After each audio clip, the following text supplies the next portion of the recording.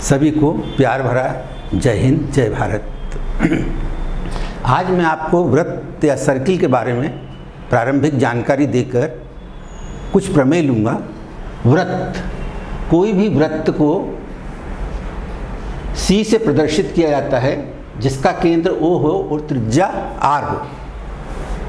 किसी भी वृत्त को यह हम पूर्ण रूप से प्रदर्शित कर सकते हैं किसी वृत्त को। इस चित्र में मैंने बताया है OA केंद्र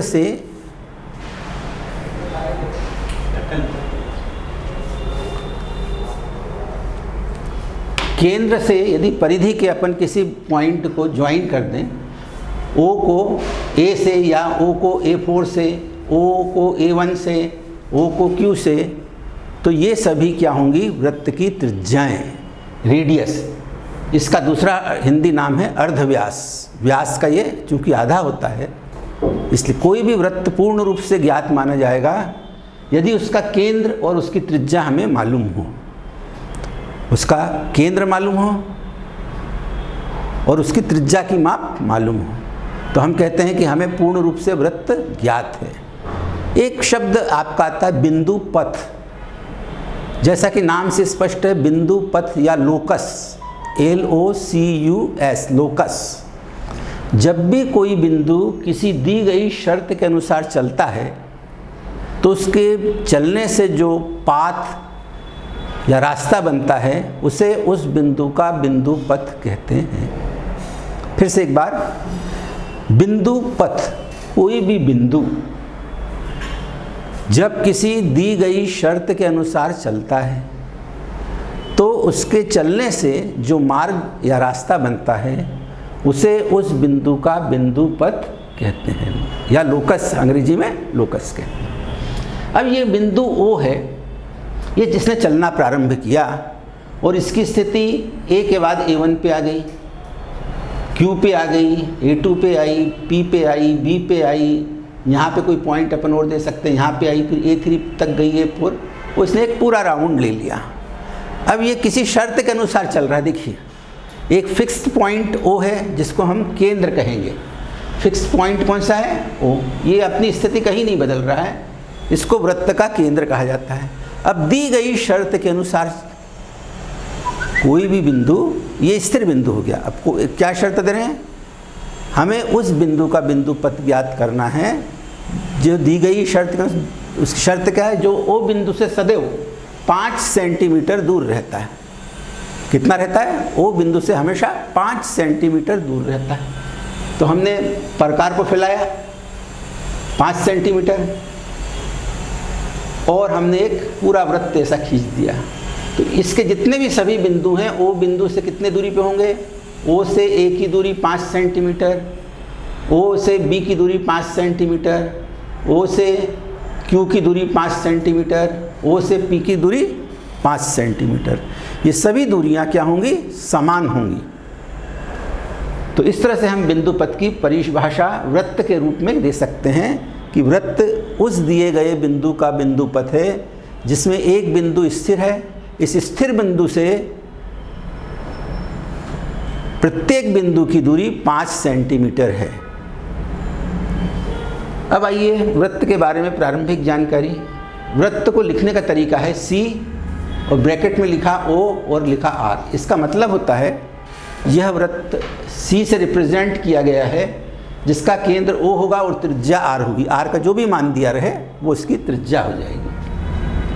OA अर्धव्यास या त्रिज्या, अर्धव्यास भी बोलते हैं और त्रिज्या भी बोलते हैं, हिंदी में दोनों, क्योंकि व्यास का आधा होने से अर्धव्यास और त्रिज्या। अंग्रेजी में बोलते हैं रेडियस। AB व्यास, आप देख रहे हैं O से A की दूरी और O से B की दूरी समान है, ठीक। तो ये त्रिज्या का डबल हो गया, AB OA का दुगना हो गया, या यदि OA R है तो OB कितना हो गया? 2R। जीवा, या इसको अंग्रेजी में बोलते हैं कॉर्ड, ये क्या होती है? ये जो परिधि हमको प्राप्त हुई, जब ये पूरा चक्कर पूरा लगा लेता है, ये A बिंदु A से चलकर पुनः A पे आ जाता है, तो एक वृत्त पूरा कर लेता है। एक इसकी दूरी को एक तरह की लंबाई होगी। यदि हम A बिंदु पर एक धागा रखें और उसको एक पूरा चक्कर करें और पुनः धागे को कहाँ तक ले आएँ, ए तक, और इसको फैला लें और पटरी पे नापें, तो इसकी लेंथ क्या होगी 2πr। वृत्त की परिधि बराबर 2πr। वृत्त की परिधि बराबर 2πr। इससे क्या स्पष्ट हुआ, यदि हम वृत्त की परिधि निकालना चाहते हैं, परिधि एक तरह की क्या होगी, लंबाई, इसका दूसरा नाम हम वृत्त का परिमाप भी कहते हैं, क्योंकि परिमाप की या पेरीमीटर की आपने डेफिनेशन मालूम हो तो आप कहते हैं the perimeter the total sum of all the sides. जो पेरीमीटर होता है किसी भी आकृति में उसकी सभी साइड्स का योगफल होता है। इसकी हमेशा दिशा बदलती जा रही है, इसलिए अपन ने एक राउंड पूरा किया तो ये इसकी क्या हो गई, परिधि। और इसमें दो अचर हैं कांस्टेंट, पाई का मान 22/7 और आर का मान जो भी त्रिज्या दी रहेगी। ठीक, अब पाई क्या होता है, पाई के बारे में आपने कभी सोचा है कि ये पाई होता क्या है। 22/7 लगभग मान होता है, ये पूरा 3.14 के आसपास अपन दशमलव के 2 अंक तक ले लेते हैं, और बटे में लें तो 22/7। पेपर में जब पाई का मान 3.14 दिया रहे तो अपन 3.14 रखेंगे। यदि पाई का मान 22/7 दिया है तो हम 22/7 रखें। अक्सर जब त्रिज्या 7 सेंटीमीटर, 14 सेंटीमीटर, 21 सेंटीमीटर, 28 सेंटीमीटर इस तरह से दी रहती है, तब पाई का मान 22/7 रखना उचित होता है और काटने में अपने को सुविधा हो जाती है, और पूर्णांक में उत्तर आ जाता है दशमलव के को छोड़कर। तो वृत्त की परिधि होती है 2πr। वृत्त का क्षेत्रफल ये होता है πr²। वृत्त का क्षेत्रफल πr²।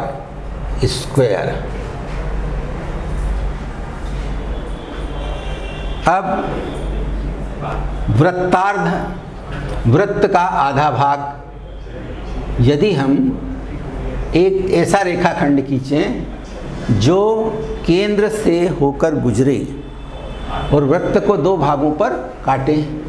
ये ए से हमने एक रेखाखंड खींचा जो ओ से पास हो रहा है और बी पर मिल रहा है, दूसरे बिंदु बी पर मिल रहा है, सीधा एक रेखाखंड। ऐसी एक रेखाखंड हमने खींचा A1 से O से होकर गुजर रहा है, और यहाँ पे अपन कोई पॉइंट दे दें इसका, इसको A3 कर दें, इसको हमने A4 कर दिया और ये A5 हो गया। तो ये पूरे, ये दोनों रेखाखंड, यदि इसको नहीं देखें तो ये पूरा इसको आधा बांट देता है।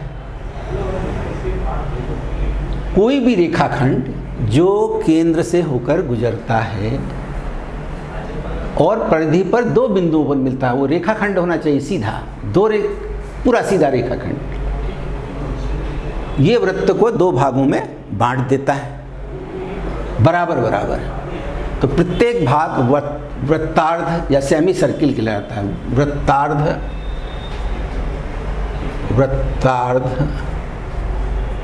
सेमी सर्किल,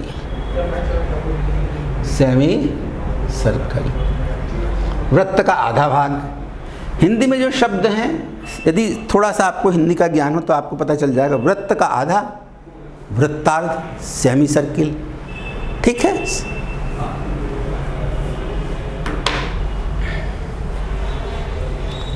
अब जीवा क्या होता है, परिधि पर कोई भी 2 बिंदु ले लें, परिधि पर कोई भी 2 बिंदु ले लें। ये परिधि क्या है, ए से एक पूरा चक्कर लगाकर यहाँ तक का है। जहाँ इस परिधि पे अपन ने A1 लिया, Q लिया है, तो परिधि पर हमने कोई भी 2 बिंदु लिए और उनको मिला दिया। जैसे चित्र में मैंने परिधि पर एक बिंदु P लिया, एक Q लिया, इनको मिला दिया, तो ये क्या हो गया, PQ इसकी जीवा हो गई। इस वृत्त की जीवा क्या है, PQ। परिभाषा के अनुसार वृत्त पे मेरे को 2 बिंदु लेना है और उनको मिलाना है। अब मैंने वृत्त पे A बिंदु लिया और B बिंदु लिया, इनको पूरा मिला दिया सीधा एक रेखाखंड द्वारा, तो ये भी जीवा हुई। और किसी भी वृत्त की जीवा, सबसे बड़ी जीवा, किसी भी वृत्त की सबसे बड़ी जीवा क्या होती है, व्यास या डायमीटर। कोई भी वृत्त है आप बना के देखें, और तो उसकी जो सबसे बड़ी जीवा होगी वो क्या होगी, व्यास। चित्र में एक और आपके सामने बनाता हूँ। ये वृत्त है,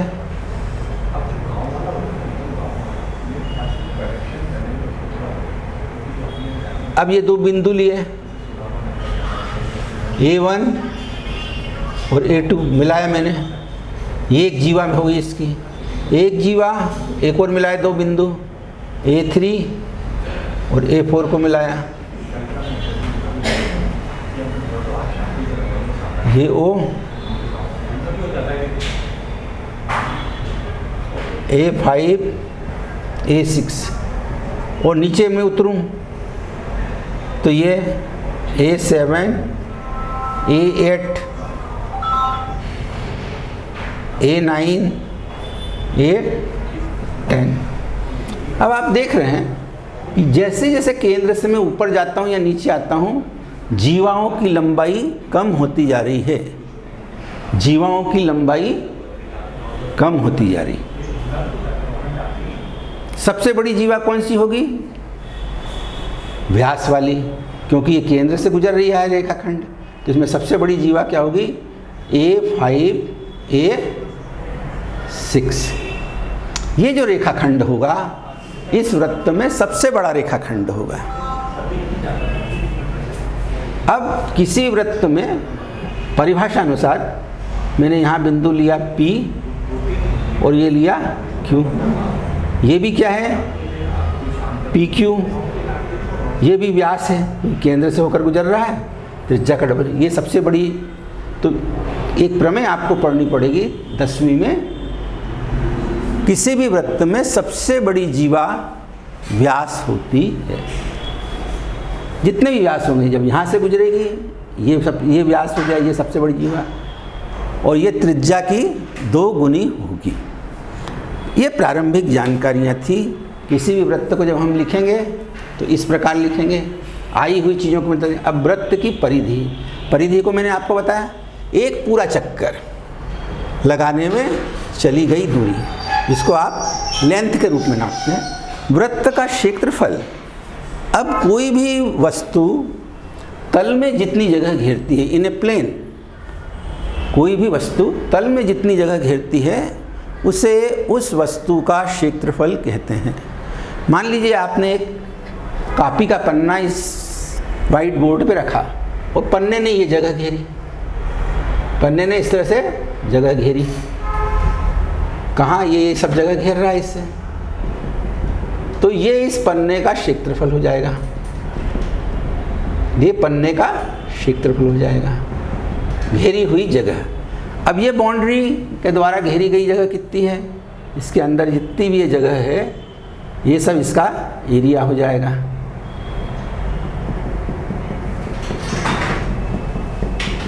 ये क्या हो गया, वृत्त का क्षेत्रफल, क्योंकि इसने इतनी जगह घेरी है।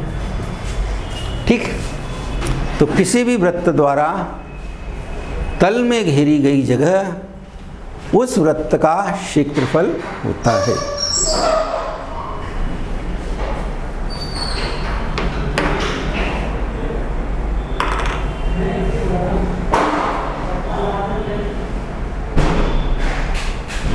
अब मैंने लिखा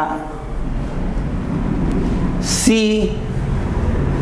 ब्रैकेट में लिख दिया O 3 सेंटीमीटर। इसका मतलब क्या है, हमें एक ऐसा वृत्त बनाना है जिसका केंद्र O हो और त्रिज्या 3 सेंटीमीटर हो। मैंने बताया किसी वृत्त को अपन कैसे दर्शाते हैं, COR। तो इतना पूरा नहीं बोलते हुए कि एक वृत्त है जिसका केंद्र O है और त्रिज्या 3 सेंटीमीटर है, तो हम क्या लिखेंगे? O03 सेंटीमीटर लिखने का तरीका। ठीक,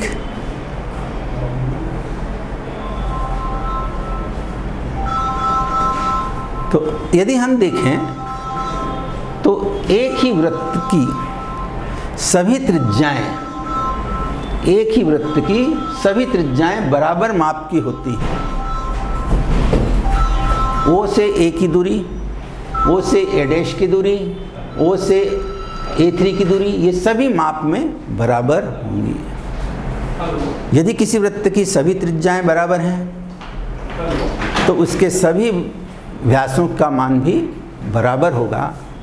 यदि वो त्रिज्या 3 सेंटीमीटर की है तो उसका व्यास 6 सेंटीमीटर होगा। एक रिलेशन अपने को क्या मिला? यदि व्यास को हम D से प्रदर्शित करें, D फॉर डायमीटर, व्यास बराबर 2 गुणित त्रिज्या,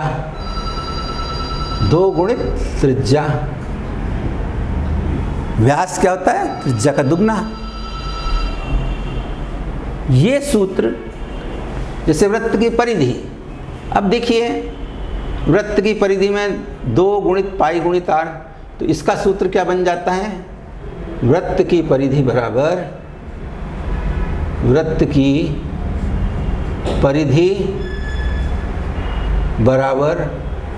व्यास पाई गुणित व्यास, या व्यास गुणित पाई, पाई गुणित पाई d, पाई गुणित व्यास।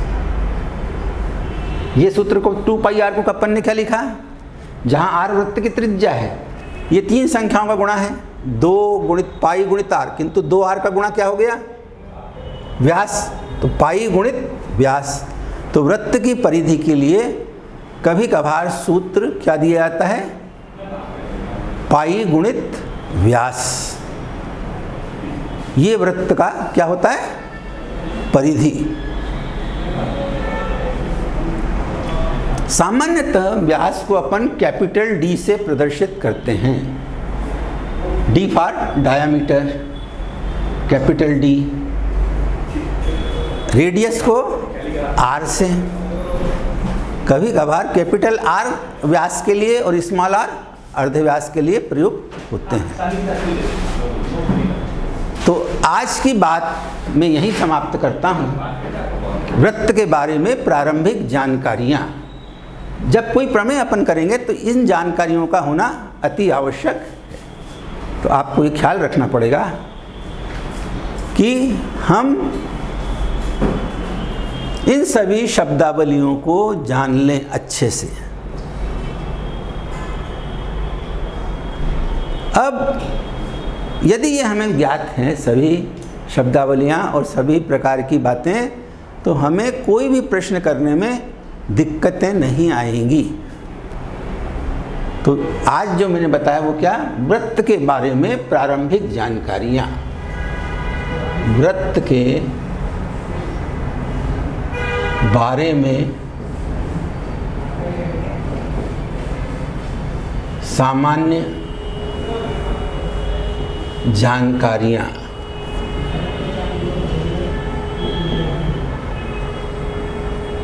शुरुआत जो हम पढ़ चुके होते हैं पिछली क्लासों में, किंतु हम उसे भुला देते हैं।